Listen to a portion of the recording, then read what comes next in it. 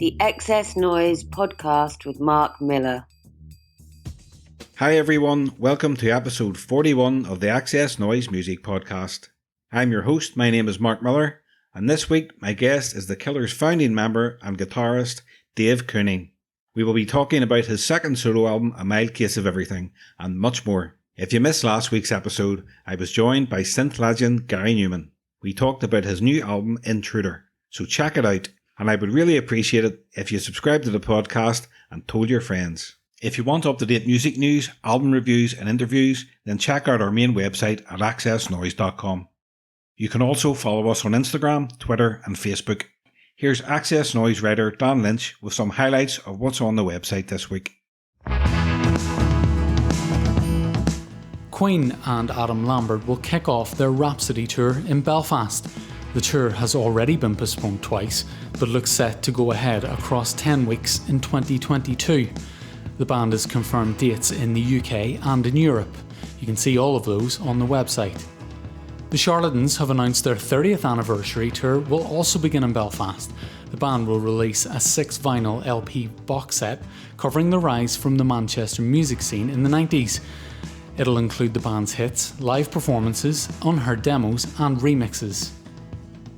Finally, Michael Barron gives the new Black Midi album Cavalcade a 9 out of 10 score. He says the band has more than achieved its aim of making theatrical, cinematic and expansive albums. Read the full review at xsnoize.com.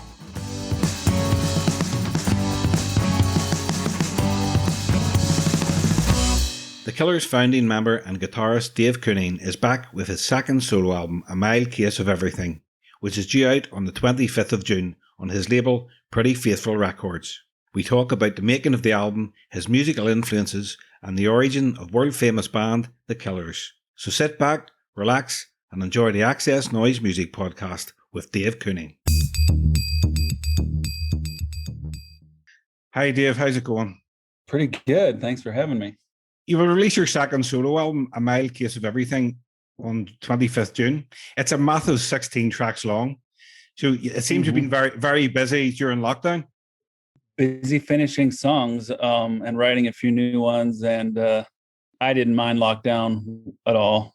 I mean, I know I watched some TV and worked on music a lot. It didn't bother me. So, but yeah, it was, I used the time to finish lyrics on a lot of old ideas I had. And I had a few leftovers from the last album that kind of got things rolling. And then, finishing lyrics is kind of the hardest part for any singer or whatever. So that I did a lot of that, and I was a little more comfortable this time around, or didn't worry as much, I should say. But yeah, so I think there's 17 on the vinyl. I wasn't sure whether to have so many on the record, but it's kind of a weird era of music. There's not really a wrong way to do it, because I'll put 16 out, and if that's too many for some people, then they're just going to skip around anyway. So, which they're welcome to. So, I just wanted to get them all out. Yeah, it's very diverse lyrically and musically. Did you go into the album with any ideas how you wanted it to sound and the kind of songs you wanted to write about? No, I never limit myself to any subject lyrically or style of music. So yeah, I just kind of worked on all of it. And the lyrics came pretty naturally, and a lot of it correlates with each other. So I didn't stray too far lyrically, but because a lot of it is similar subject matter. But, I just made it work. There's some slower stuff. There's a lot more rock stuff this time, because I know some people said they were like, oh, I expected more guitar. And I was like, which I thought there was plenty of guitar on my last record, but I was like, okay, then I'll do more guitar on this record. I'll try to. So I had some fun with that. Do you think working as a solo artist has made you develop better as a songwriter? I think it has, actually. I'll try and see how those ideas work outside my solo thing, but it allows me a chance to see a song all the way through. I think the funnest part of working on a song is when it it comes out better than you think. And it's also, it sucks when it goes worse than you think, if you have high expectations for a song. But some of these songs, I've had a while and just kept working on them. And then there's like a turning point where like you add a part or add a lyric or a new vocal note, and then it starts to get good. And then you're like, it gives it new life. Yeah. It usually just starts with me putting an idea down as a demo. And then sometimes it all falls together quickly. And sometimes I put it aside and come back to it like a year or two later, and which is what happened with songs like The Fountain and a few others. But it felt good to finish them, which is, it's when you're doing your solo thing, you can kind of pick which ones you want to. Like, I for sure want this one on the record. And with the band, you're kind of trying to collaborate with other people and get a sense which ones they like. And you can't force a song on the record that unless a few other people like it usually. So the album, it's your second solo album. Are you comfortable singing and being the main focus of attention this time now? I'm a little more comfortable. I was pretty nervous the first time. I talked about my last record, that basically I came to the conclusion that if I want to record it, I do most of my recording at home. If I want to finish all these ideas, it's just easier if I sing on them, because otherwise I got to find another singer and schedule with him and everything, instead of just, going up to the microphone and doing it myself, which is a huge convenience. I was so uncomfortable at first, but now I wouldn't say like that I'm happy to be some front man, but I still am a lot more comfortable, and I'm having fun with it a little bit this time around. Well, as I said, I've really been enjoying the album, and like the album starts off with the track From Stardust. It's a fantastic start to the album. Yeah, that was one of the turning points in the whole album. When I wrote that one, and then the one after, Ends of the Earth, I thought, okay, I have enough now. I had that and a few others to start like scheduling a serious recording session. Basically, that one I love. That one is maybe a teeny bit Sinatra influenced. Wanted a big chorus, kind of. Maybe I see it more than others, but the way the chorus is reminds me of Sinatra a little bit. Out of the album's 16 songs, people have already heard certain tracks, such as Ends of the Earth, Bad Instincts, and No One Is Calling You a Liar. Why did you put those tracks out first? Did you think they represented the album more? Well, I guess I wanted to save a few back, but I always am afraid to like which one represents the whole album. It's hard for me to pick one song because I don't know if one song does represent the whole album. Like, I didn't want people to think it was too keyboard or too guitar or whatever. So this way they see a little bit of a variety of what the album was like, I guess. And those are three of my favorite songs as well. So that's why I picked those three. My favorite track on the album is Don't Poke the Bear. I love it when the synth part comes in, and I love the fact that it's 9 minutes long. What can you tell me about that track? Thanks. That might be my favorite too. They keep changing, but I love that song. It was almost 10 minutes, but I trimmed a few things. That song I had the verse riff for quite a while and not much else, just the verse riff, and couldn't figure out what else to do with it. I had a whole other demo made with a different chorus, and that wasn't that good. But one night my wife was out of town, and I just was up all night working on that song. And sometimes I just have a lot of ideas at once, and I just kept adding ideas and another idea and another idea and another idea until it was this 9-minute song. And I knew then that I was going to put it on the record no matter what, even if it was kind of a just for me or whatever. I really wanted it on there. I always wanted a kind of a longer song like that. That still has many parts. There's not a ton of parts that repeat. Yeah, it's like a journey. That's what I like about it. Journey. Yeah. Did you play all the instruments on this album like you did on your debut album? Pretty much. I mean, I put in the credits that Seth Luloff plays the real drums. So if there's drums that sound hard to play, they might not be me. He plays drums on about 8 or 9 songs. I play drums on some of my drums stayed. I usually kind of do like a rough drum track and then he replaces it because he's better than me. But I do all the other keyboards, guitars, basses, so. So when it's safe to do so, are you planning to come to the UK and Ireland to play some gigs? I would like to, even if it's next year, possibly, I would like to do that. And of course, I got to see what's going on with any Killers schedule or whatever. But yeah, I would love someday to go back to those great crowds in the UK and Ireland. So that'd be a lot of fun for me.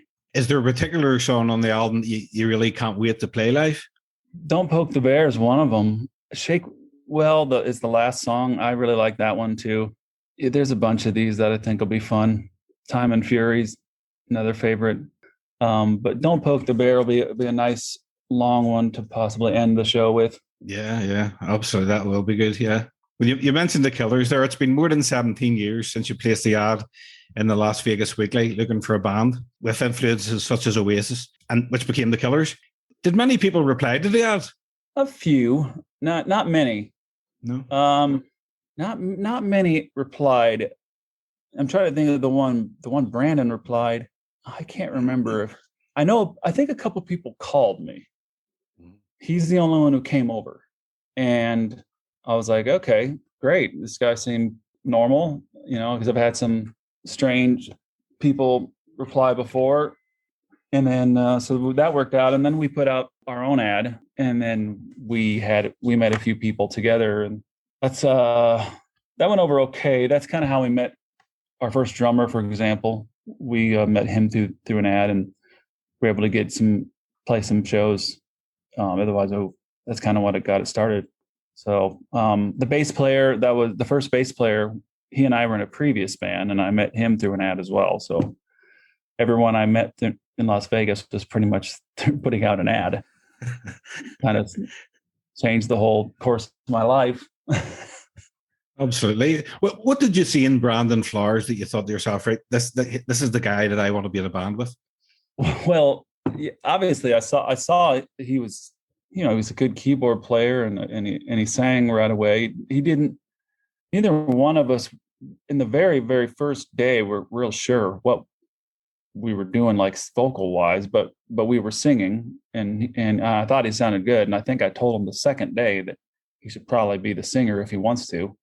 But yeah, like, I want to say it's because he's so talented, but also there wasn't a ton of people who answered that ad. But he was the first one to come to my house. He wanted to get it going. So he had a lot of drive from the beginning. Came over, almost every day after work, and we would write for a little bit. Is it true you had already written a demo of Mr. Brightside before you met Brandon? Yeah, just a kind of an instrumental kind of thing. There's no vocals on it, and it was mostly the verse and pre-chorus, if I remember, and a bunch of guitar. But I gave it to him on a cassette tape, I think the first day, and then the second practice, he had all the lyrics for Mr. Brightside, or what would be Mr. Brightside. And that was a pretty fun moment, playing the chorus and everything. For the first time, I knew right then and there it was a fun song. I think we played it a few times just because it was fun to play. Yeah, it's an absolute classic. And in my research, I didn't realize this, but in 2010, the riff was voted number 9 in Total Guitar's 50 greatest riffs of the 21st century. I mean, congratulations! You must be really pleased with that. Thanks. I didn't know it was that until you told me. I've heard it's in various polls, but that's great. That's an honor. That's an honor to be on number 9. Kind of want to see that list now. What do you remember about writing that riff? Can you remember anything at all? I remember writing it in my closet, and I went into my closet in my apartment because I didn't want to bother the neighbors too much, and I had a little lamp in there and enough room to stand, and very soundproofed with all my clothes. And I played through an SG and a Big Muff distortion pedal, and I had this fingering that sounded cool. I would kind of always mess around with different fingerings, and I thought that sounds really neat. And where would I go with it? I tried, and then I went down, and then I went down again, and then and that was kind of it. And then I think that's when I started recording that first demo for it. I just thought it sounded really cool. Sounded like an intro riff. And every time someone hears it, you know exactly what song it is because of that riff. I mean, you've written some fantastic guitar riffs over the years. My favorite riff is All These Things That I've Done. I love that. And also the guitar parts in When We Were Young. Do you have a favorite riff that you've written? I have a few. I mean, obviously Mr. Brightside will always be one of them because of how great the song went over. I kind of like the verse riff in Uncle Johnny a lot. Mm-hmm. I also like All the Pretty Faces. That's a good one. Probably two of my favorites. And this Up in Flame, Bad Instincts one. That one's one of my favorites. I was kind of happy to finish. Growing up, what guitarists do you admire? A few. Angus Young was probably my favorite. Angus Young was great in every way. Just tons of guitar riffs, a lot of fury. I grew up learning like Thunderstruck and Back in Black and all that stuff. I listen to the Stones quite a bit. Also like Guns N' Roses. Mick Mars of Motley Crue is a great guitar player that I think is underrated, to name a few. Is there a riff that isn't yours that you think is the best riff of all time? Probably Seven Nation Army. I mean, just because of how, now it's being sung at soccer stadiums, by people like without any music even prompting it. People are just doing it. And that's pretty cool. So hats off to that. That's a great guitar riff. Yeah, it definitely is. You took some time away from touring with the Killers to spend time with your family. How did it feel when you sing someone else on the stage playing your parts? I have to be careful how I answer this. Ted is a friend of mine, so someone had to do it. Why not him? I guess the idea of anyone doing it is something I had to wrestle with internally, but I had some kind of tough choices to make, and it was either that or no one. So I just kind of had to live with it. You didn't contribute to the last Killers album, including the Mirage, but I read somewhere that you're actually working on the latest one. Is that correct? That is correct. I didn't work on the last one. That was also pretty, it was kind of the same reason for touring. It required a lot of time.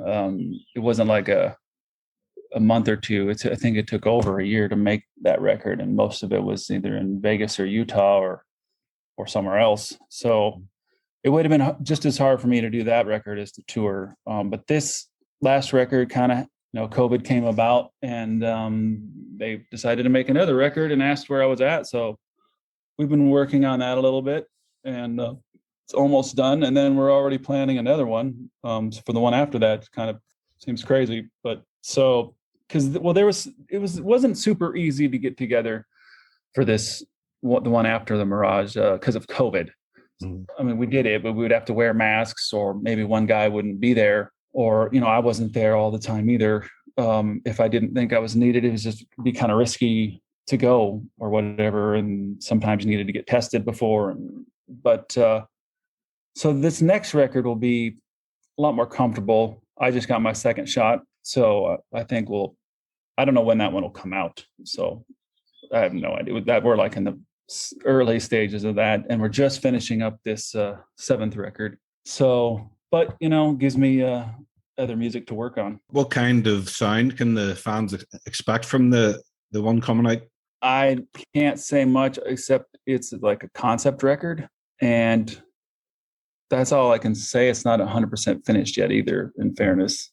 It was just putting the finishing touches on it. So there was a clip posted on the Killers Instagram, and it was a sort of mellow sort of sounding track. Okay. I didn't know that. Yeah. I didn't be up in the loop.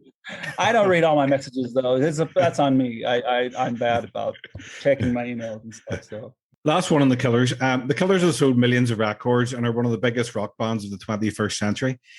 Can you remember the moment in the Killers when you thought, yeah, we've made it? Yeah, there was a few moments in the early going. It's so crazy. I remember going over to London for the first time to play 4 shows. And at that point, we had got turned down by a ton of labels. And we're like, well, at least we get a trip to London out of this. and we played our hearts out that week. Like that, we might not ever come back. So we played like 4 shows, and we really made the best of that week.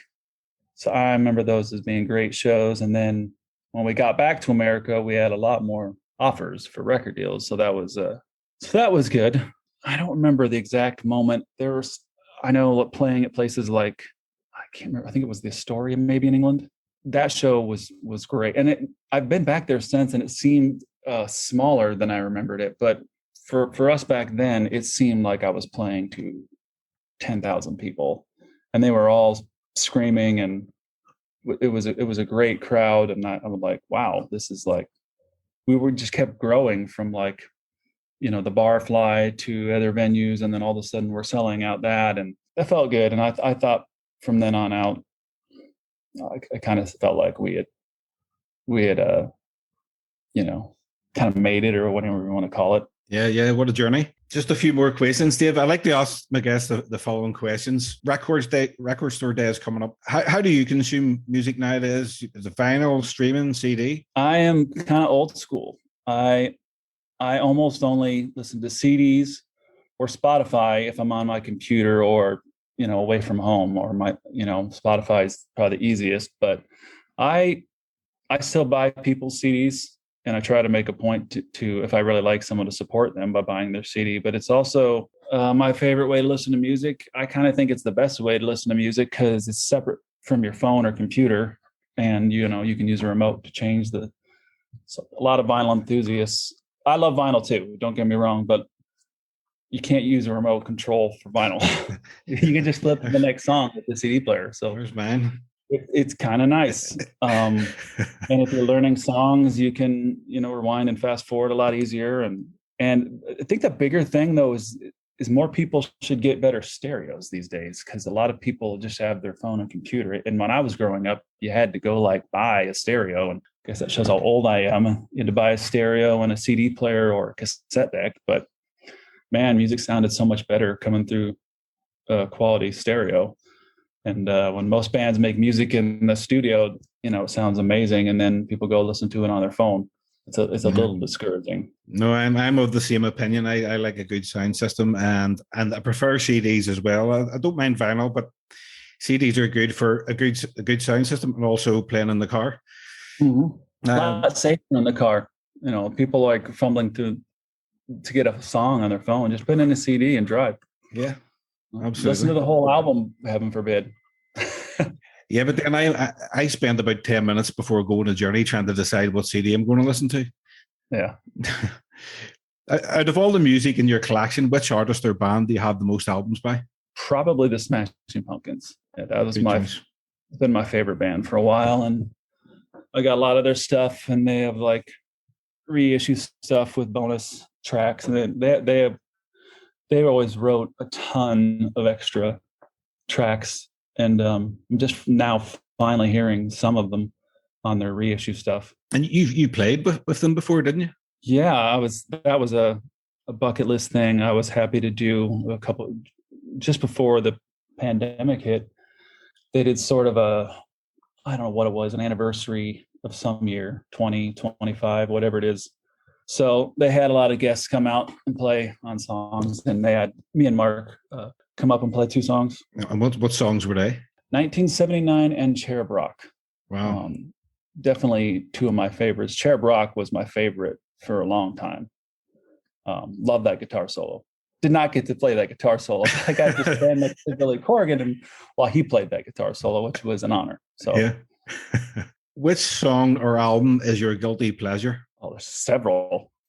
Don't want to expose myself too much. Man, oh boy, guilty pleasure. I mean, I don't know if it's that guilty of a pleasure, but I like some Katy Perry stuff. I do. I just think there's just undeniable songs there.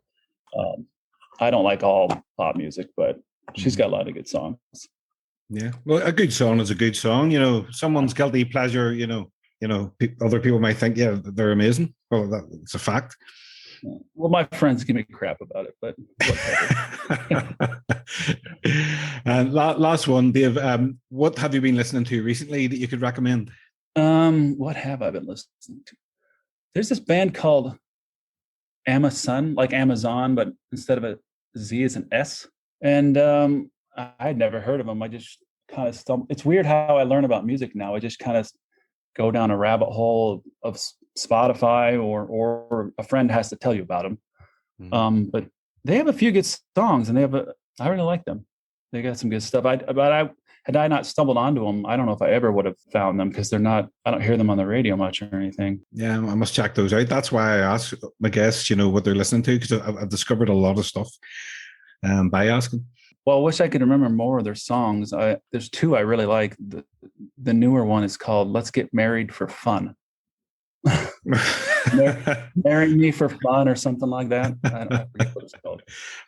I'll check out Spotify straight after this. Well, Dave, that's my questions finished. I really, really appreciate you taking the time out, and I'm really enjoying the album, and I wish you all the best with it. And hopefully, sometime down the line, we'll see you over in the UK and Ireland.